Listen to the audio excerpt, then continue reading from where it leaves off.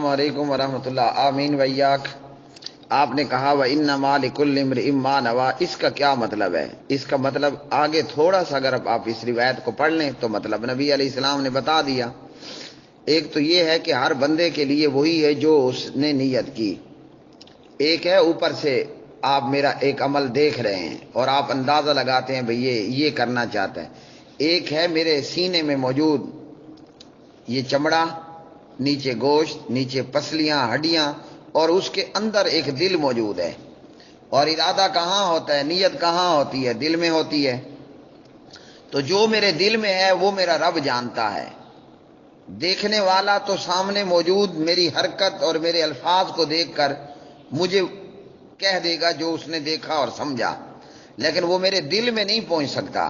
تو یہ ما نوا، یہ میرا دل ہے، جو میں نے نیت کی، جو میں نے ارادہ کیا۔ اب اللہ سے جو مجھے رزلٹ ملنا ہے، سرٹیفکیٹ ملنا ہے، بدلہ ملنا ہے، وہ میرے ظاہر پر نہیں، وہ میرے سینے میں موجود دل نے جو نیت اور ارادہ کیا تھا۔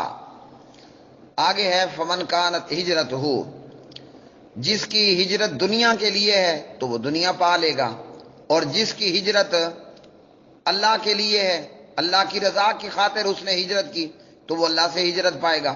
اب ہجرت کرنے والے بہت سارے آئے مکہ سے، دکھنے کو تو ہر ایک دیکھ رہا ہے کہ اس نے مکہ چھوڑا اور یہ مدینہ پہنچ گیا۔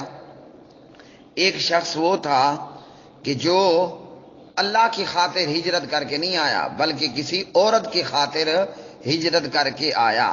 اب آیا تو اس کو اس کی عورت مل گئی جس کے پیچھے وہ آنا چاہتا تھا، اور آپ کا بھلا ہو۔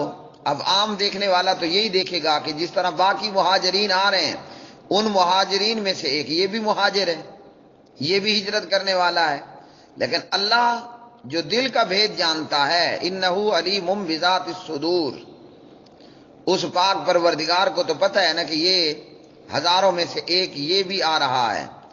تو چونکہ جس کا ارادہ اللہ کی رضا نہ ہوئی اس کو اللہ کے ہاں سے تو ملے گا ٹھینگا، باقی دنیا کی وجہ سے جو کیا تو جو کوشش کرتا ہے وہ اپنی مراد کو پا لیتا ہے۔ یہ مطلب ہے کہ جب بھی ہم کوئی کام کریں، دین کی خدمت کا، دین سیکھنے کا، سکھانے کا، اور اللہ کی خاطر کوئی بھی کام کریں، اس میں اخلاص ہونا چاہیے، وہ کام اللہ کی رضا کی خاطر ہونا چاہیے۔